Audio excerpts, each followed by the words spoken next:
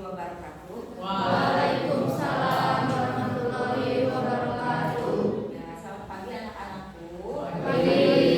Pada kesempatan ini, Ibu akan menjelaskan pembelajaran tentang pertumbuhan dan perkembangan.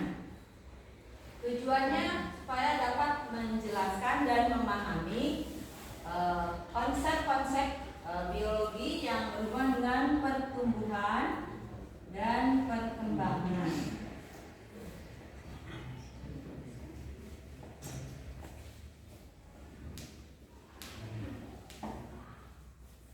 Ya, sebelumnya mungkin kalian sudah sering ya mendengar kata pertumbuhan atau perkembangan. Ya, pertumbuhan selalu ada kata bahwa tumbuh itu selalu ke atas, bukan ke samping.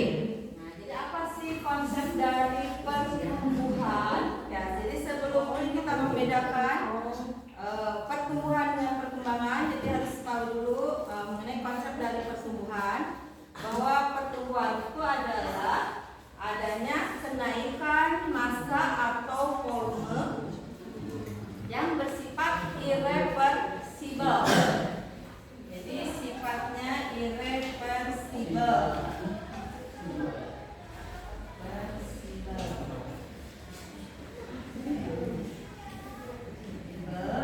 Dan ini memiliki atau berjalan sesuai dengan konsepnya ya. Jadi ini tidak bisa kembali lagi. Itu yang bersifat irreversibel. Dan pada pertumbuhan ini selalu diikuti dengan perkembangan. Kalau perkembangan sifatnya bersifat reversibel. Nah, jadi perbedaannya, kalau irreversibel itu tidak bisa balik lagi. Ya, jadi kalau seperti kalian lahir, anak-anak, dewasa, ya tidak kembali lagi ke bayi. Ya, meskipun sifat-sifatnya ada yang kembali ke seperti anak-anak. Sedangkan reversibel itu sudah jelas itu akan berkembang, gitu ya. Nah, jadi perbedaan dari ini antara pertumbuhan dan perkembangan. Pada pertumbuhan itu sifatnya bisa diukur atau bisa dengan hitungan, ya. Bisa diukur dengan beratnya berapa, tingginya. Nah, itu bersifat irreversibel dan bisa dilihat ya dengan nyata pertumbuhannya dari kecil menjadi besar, dari pendek menjadi tinggi. Nah, sedangkan reversibel tidak dapat diukur. Jadi ini bersifat kuantitatif.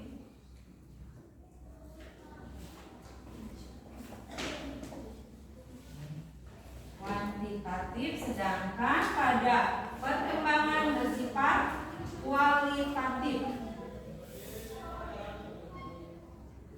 Artinya dapat diukur. Itu dari perbedaan antara pertumbuhan dan perkembangan. Nah, selanjutnya dari pertumbuhan ini seperti yang sudah kalian lakukan, pertumbuhan ini ada contohnya di sini, diawali dari perkecambahan, ya. Nah, di sini ada dua tanaman yang berbeda. Yang satu di sini pertumbuhannya agak pendek, sedangkan yang di B-nya lebih tinggi atau panjang. Inilah mungkin contoh nyata bahwa di sini ada dua perbedaan tanaman. Bahwa ini ada pertumbuhannya dari kecil, dari biji menjadi besar, sedangkan perkembangannya mungkin ditandai dengan tumbuhnya daun semakin besar ya atau lebar. Mungkin kalau yang sudah dewasa ditandai dengan munculnya bunga dan buah. Nah, ini tanda-tanda dari bahwa tanaman tersebut mengalami perkembangan.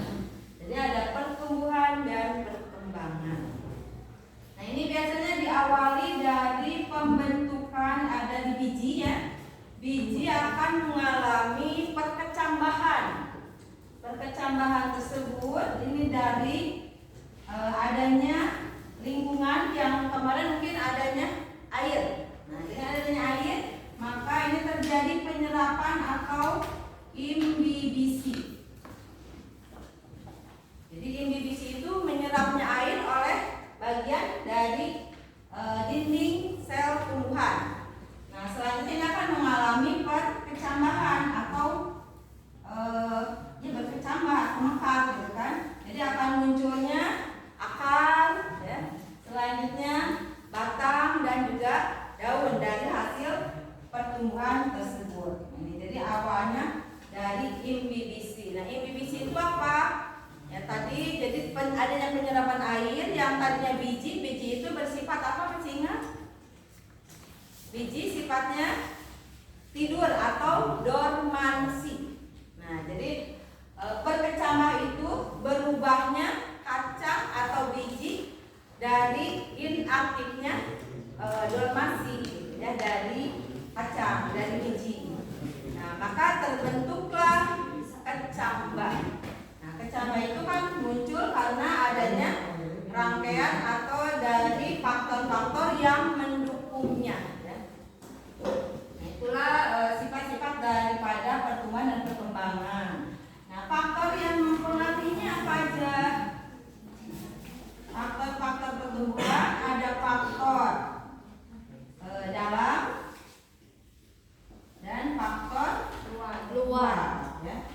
Faktor luar. Faktor dalamnya terdiri dari gen dan hormon.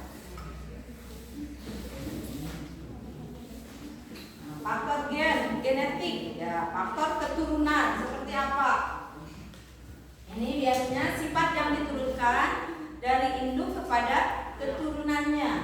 Nah, sedangkan hormon ini sangat mempengaruhi proses dari pertumbuhan karena dengan adanya perkecambahan dan juga tanaman itu berubah dari kecil menjadi besar menjadi tumbuh itu karena pengaruh dari hormon, ya. Terutama di sini ada hormon auxin dan gibberellin.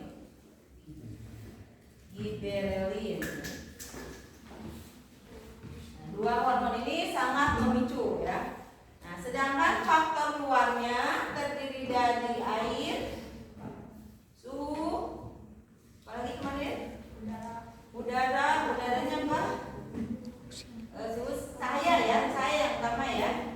Cahaya, juga ada faktor tanah atau disebutnya apa? Faktor tanahnya, ya. Jadi faktor air itu berfungsi juga di dalam pengembangan biji atau dalam proses perkecambahan, ini sangat diperlukan. Terus selanjutnya suhu sangat berpengaruh karena dengan adanya suhu yang baik, ya, antara 26 sampai 37, maka perkembangan dari tanaman akan jauh lebih baik. Selanjutnya cahaya sangat berpengaruh. Waktu dipraktekkan tanaman yang disimpan di tempat gelap dengan terang ada perbedaannya, seperti yang terdapat di sini, kan? Ini ada perbedaan, yang di tempat gelap pertumbuhannya berbeda dengan di tempat terang. Meskipun di tempat gelap ini lebih tinggi, tetapi ada kelemahannya.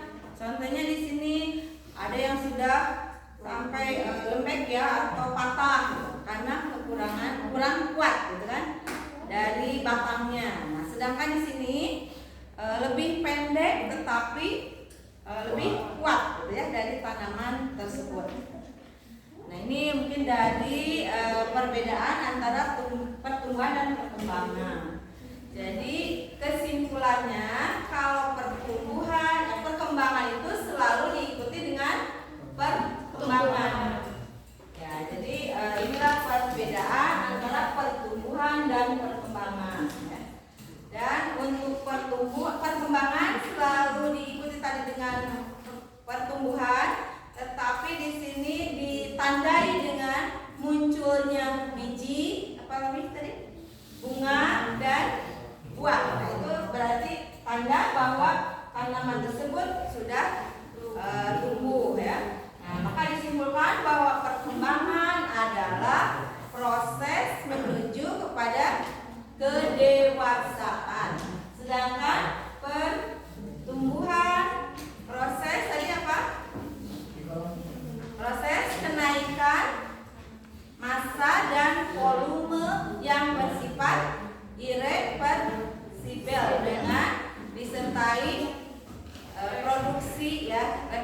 dan perkembangannya, gitu ya.